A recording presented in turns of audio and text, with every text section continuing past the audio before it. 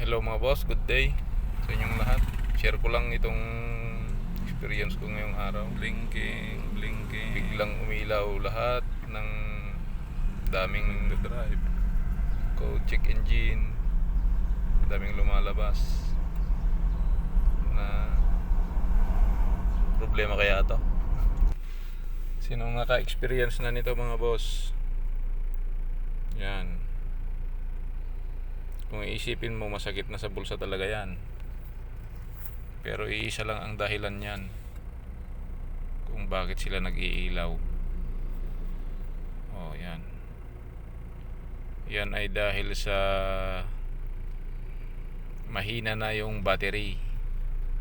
Kasi itong sasakyan, Toyota Fortuner 2022 model, magti 3 years na. Kaya yan, naglalabasan na yung mga blinking, yung mga sign. Update ko kayo mga sir pag napalitan na yung battery, kung ano nang kinalabasan.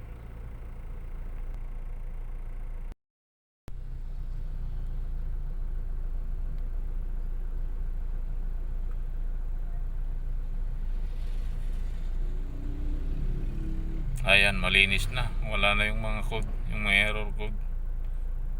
Okay na. Napalitan na kasi ng battery yan. Ayun lang, boss, mga boss. Thank you.